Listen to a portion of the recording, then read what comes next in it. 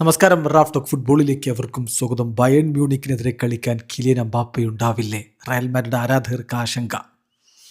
ഇപ്പോൾ നമുക്കറിയാലോ, കഴിഞ്ഞ കളിയിൽ ലലീഗയിലെ മത്സരത്തിൽ എംബാപ്പയ്ക്ക് എൽബോയും കിട്ടി, അദ്ദേഹം ചോര ഒലിപ്പിച്ചു ഗ്രൗണ്ടിൽ കിടന്നു. പക്ഷേ റഫറി പെനാൽറ്റി ബോക്സിൽ നടന്ന ആ അതിക്രമത്തിന് ഒരു ഫൗളും വിളിച്ചില്ല, പെനാൽറ്റിയും കൊടുത്തില്ല. വലിയ വിവാദമായിട്ട് മാറി. ഇപ്പോൾ താരത്തിന് ആ ഒരു കട്ടിന് ട്രീറ്റ്മെൻറ്റ് വേണ്ടി വന്നു, സ്റ്റിച്ചിട്ടിരിക്കുകയാണ്. ഇന്ന് അദ്ദേഹം ട്രെയിനിങ് നടത്തിയിട്ടില്ല. ബയൺ മ്യൂണിക്കിനെതിരെ ഈ മിഡ് വീക്കിൽ അലിയൻസ് അറീനയിൽ പോയിട്ട് കളിക്കണം. 2-1 ആദ്യപാദം തോറ്റത്. കടം വീട്ടിയിട്ട് ജയിച്ചു കയറണം. സാധിക്കുമോ? അതിന് റയൽ മാഡ്രിഡിന് എംബാപ്പയുടെ സേവനം അത്യാവശ്യവുമാണ്. ഇപ്പോൾ ലഭ്യമാവുന്ന വിവരം ഇതാണ്. കിലിയൻ എംബാപ്പെ ഇന്ന് അദ്ദേഹം ടീമിനോടൊപ്പം ഗ്രാസിൽ ട്രെയിനിങ് നടത്തിയിട്ടില്ല. Due to discomfort and caution.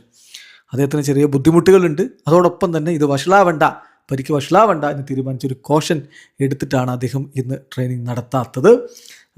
എന്ന് പറയുമ്പോൾ ടീമിനോടൊപ്പം ഗ്രൗണ്ടിൽ ട്രെയിനിങ് നടത്തുന്നില്ല എന്നേ ഉള്ളൂ. മറ്റു കാര്യങ്ങൾ അദ്ദേഹം ചെയ്യുന്നുണ്ട്. അദ്ദേഹത്തിന് സ്റ്റിച്ചിട്ടിരിക്കുകയാണ്. അദ്ദേഹത്തിൻ്റെ റൈറ്റ് ഐബ്രോയുടെ മുകളിൽ പുരികത്തിന് മുകളിൽ സ്റ്റിച്ചിട്ടിരിക്കുന്നു എന്നാണ് ഇപ്പോൾ ലഭ്യമാവുന്ന വിവരം. അത് ജിറോണക്കെതിരെയുള്ള മത്സരത്തിന് ശേഷം സ്റ്റിച്ചിട്ടതാണ്. അദ്ദേഹം അടുത്ത മത്സരം കളിക്കുമോ എന്ന സംശയങ്ങളുണ്ടെങ്കിലും ഇപ്പോൾ ഗുയർമോ റോയ്, ദി അത്ലറ്റിക്കിൻ്റെ ജേർണലിസ്റ്റ്, പുറത്തുവിടുന്ന വിവരപ്രകാരം Kylian Mbappe is not injured. എംബാപ്പയ്ക്ക് ഇഞ്ചുറി ഇല്ല. ഇപ്പോൾ റീസെൻ്റായിട്ട് ചെറിയ കൺസേൺസ് ഉണ്ട് എന്നുള്ളത് ശരിയാണ്.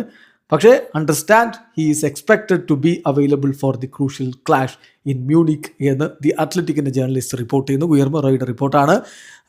അത്ര ആശങ്കയ്ക്ക് വകയില്ല. അദ്ദേഹം ഒരു കോഷൻ എന്ന രൂപത്തിൽ ഇന്ന് ട്രെയിനിങ് നടത്താതിരുന്നു എന്ന് മാത്രമേ ഉള്ളൂ. ബയൺ മ്യൂണിക്കിനെതിരെയുള്ള മത്സരത്തിന് അദ്ദേഹം അവൈലബിൾ ആയിരിക്കും എന്ന് ഗുയർമോ റോയുടെ റിപ്പോർട്ട്. ഇവിടെ അവസാനിക്കുന്ന ഫുട്ബോൾ ലോകത്തെ കൂടുതൽ വിശേഷങ്ങളുമായി റാഫ് ടോക്സിൽ എത്താം.